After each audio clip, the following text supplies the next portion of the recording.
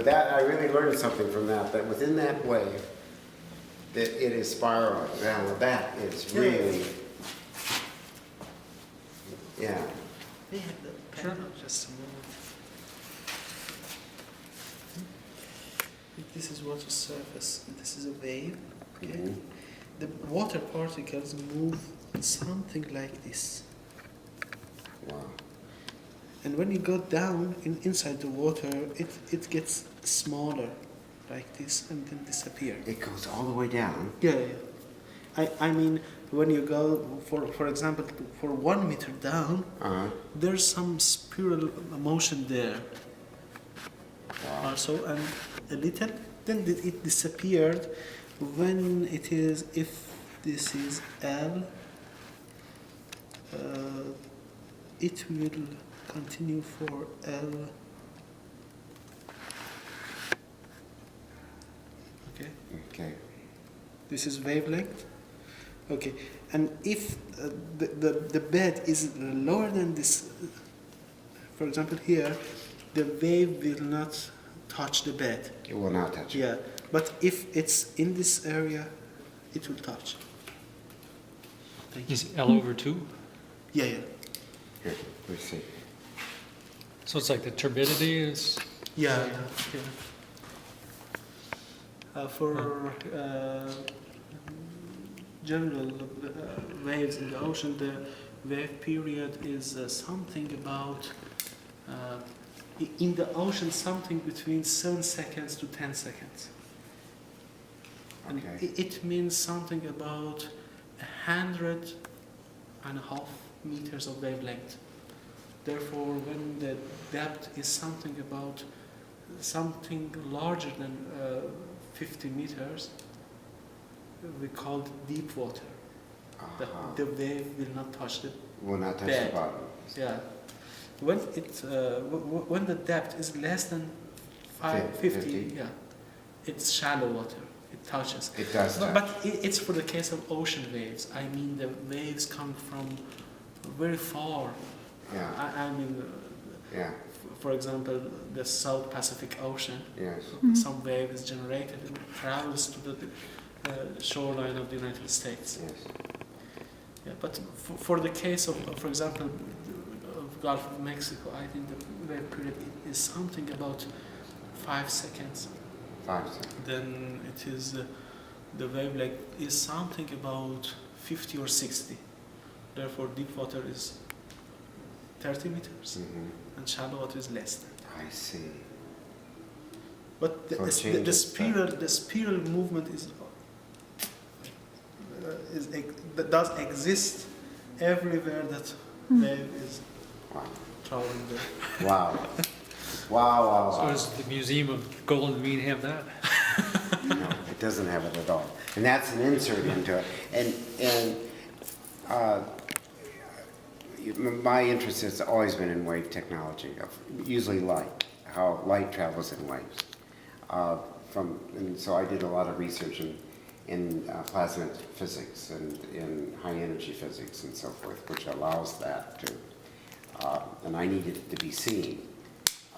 And to stabilize it and to hold a wave in place so that the excited gases would emit color.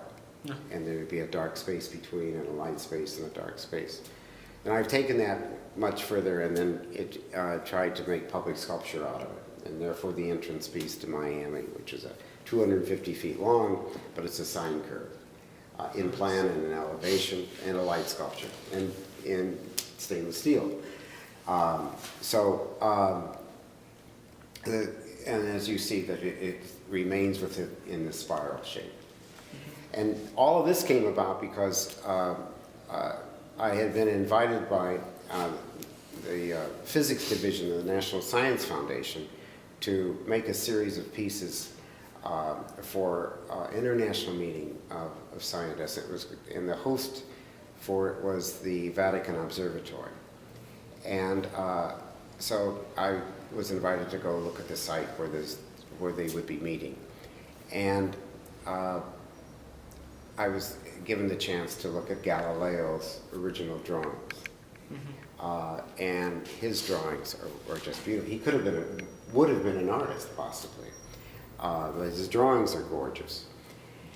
And though they're in linear aspects showing the moons of Jupiter, there is still this energy that's moving with it.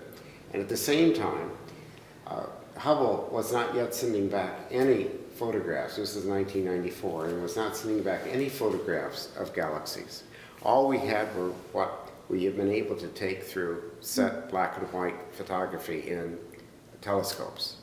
And we had some major galaxies, M51 and M20 and so forth. And that's all we had. And I really became interested between Galileo and his drawings and these photographs of galaxies. And that's where all of this began. And serendipitously, it became part of the public consciousness because Hubble started photographing then our galaxies. And there is usually the advancement that Hubble has activated, and then the popular aspect that has hit the papers, that daily you're going to find another spiral image of another galaxy or some other phenomena in the public domain. And so it's much easier than now to communicate this to the general public, which before they would just say, oh, you're just spinning, or you're just, and they would not see any relationship. What we're trying to do here is to show people where we are in our own galaxy, the Milky Way galaxy, and how that we're able to see one arm of it, even though we're in a very small outer arm in the what we call the belt of Orion. And we need to be able to, so we're looking up first. This is an advancement for an astronomy part because we're beginning able to look up and see the Milky Way, which they can do in New Harmony because of the lack of light, and then go to the learning principles of our own sun. Now there's 1 million suns in the Milky Way, and nice. Ours is just one of them. But we've got to see our relationship to our sun, that sun to the whole galaxy, and then to the moon, which is in orbit with us, and see all of these relationships together. And so that's what this is doing. So it's one step further than any other astronomy part. And it's kind of heady thinking about it all, and the end result is going to be very simple and very primitive, but of a very sophisticated phenomenon. And the simpler it is, the more successful it is. So that's what we're after.